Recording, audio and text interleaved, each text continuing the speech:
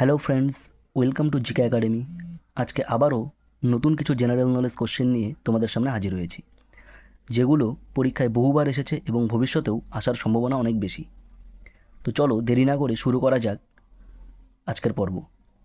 তো আজকের প্রথম কোশ্চেনটি হচ্ছে, ইলবার্ট বিল কোন গভর্নর জেনারেলের সময়ে প্রস্তাবিত হয়েছিল?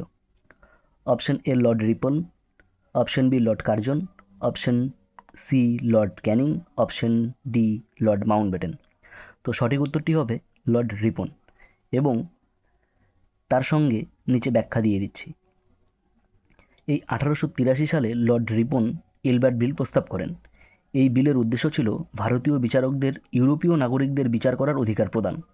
এটি ব্রিটিশদের মধ্যে বিরূপ প্রতিক্রিয়া তৈরি করে এবং তীব্র বিতর্কের সৃষ্টি করে।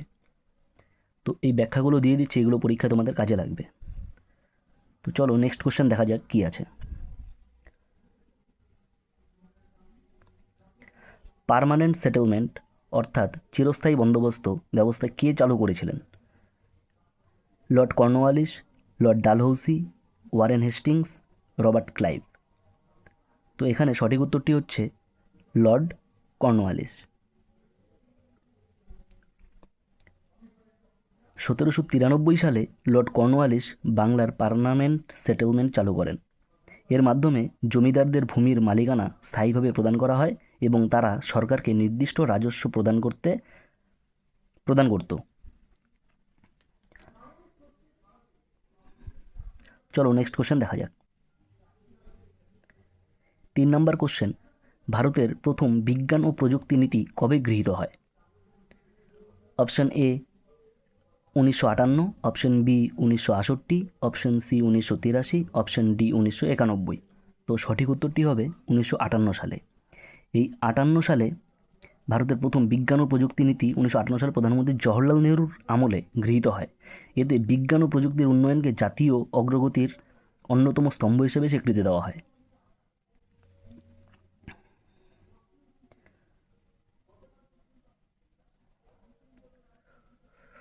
পরবর্তী কোশ্চেন, আর্য সমাজ কে প্রতিষ্ঠা করেন? আর্য সমাজ প্রতিষ্ঠা করেছিলেন স্বামী দয়ানন্দ সরস্বতী। এই স্বামী দয়ানন্দ সরস্বতী 1875 সালে আর্য সমাজ প্রতিষ্ঠা করেন। এই সংগঠনের হিন্দু ধর্মের সংস্কার ও বেদভিত্তিক চিন্তাধারার প্রচার করত।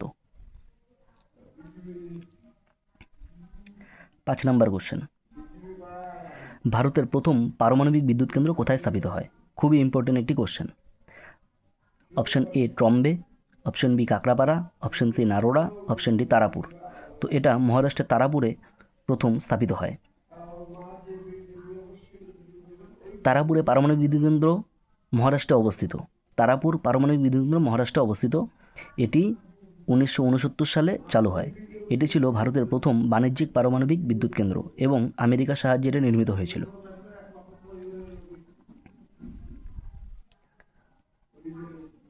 পরবর্তী কোশ্চেন, ভাকরানাঙ্গাল বাঁধ কোন নদীর উপর নির্মিত?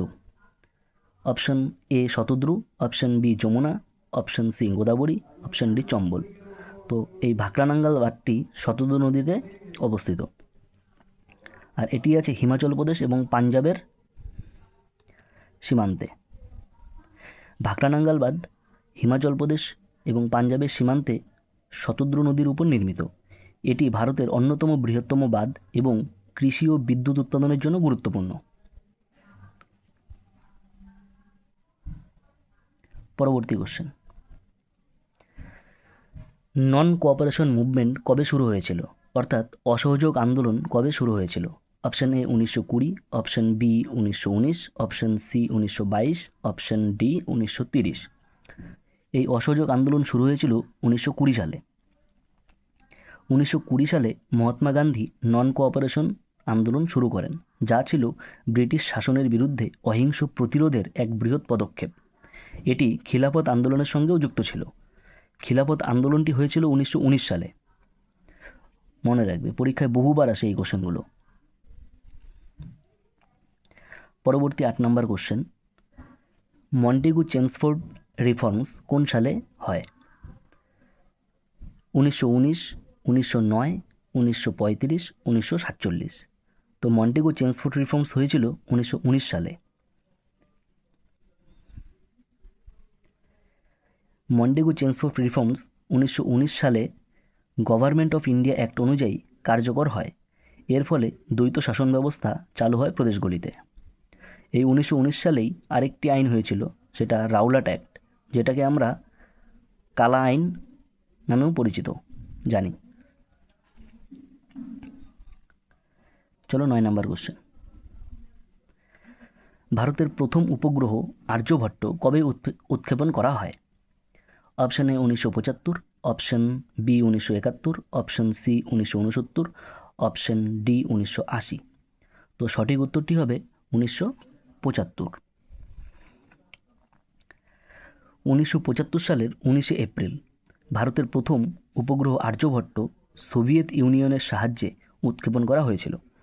এটি ছিল ভারতের মহাকাশ গবেষণার এক যুগান্তকারী পদক্ষেপ।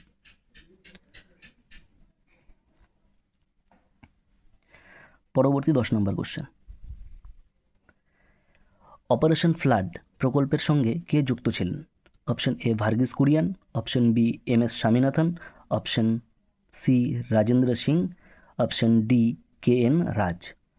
এটা সঠিক উত্তরটি হবে ভার্গিস কুরিয়ান। এই অপারেশন ফ্লাডের সঙ্গে ভার্গিস কুরিয়ান যুক্ত ছিলেন। অপারেশন ফ্লাডটা শ্বেত বিপ্লবের সঙ্গেও জড়িত এবং দুগ্ধ বিপ্লবের সঙ্গেও জড়িত। এই দুগ্ধ বিপ্লবের অপর নামে অপারেশন ফ্লাড এবং শ্বেত বিপ্লব। ভার্গিস কুরিয়ান ছিলেন অপারেশন ফ্লাডের জনক, যা ভারতে দুগ্ধ বিপ্লব ঘটায়। তার নেতৃত্বেই ভারতে দুগ্ধ উৎপাদনের আত্মনির্ভরতা অর্জন সম্ভব হয়। তো আজকের কোশ্চেন এই পর্যন্তই ছিল। যদি ভালো লেগে থাকে তাহলে লাইক, কমেন্ট, শেয়ার করে দেবে। এরকম আরও ভালো ভালো কোশ্চেন পেতে আমাকে ফলো করো, সাবস্ক্রাইব করো এবং আমার সঙ্গে থাকো। তাহলে আজকে এখানেই শেষ করছি। পরের দিন আরও নতুন নতুন কোশ্চেন তোমাদের জন্য নিয়ে আসবো।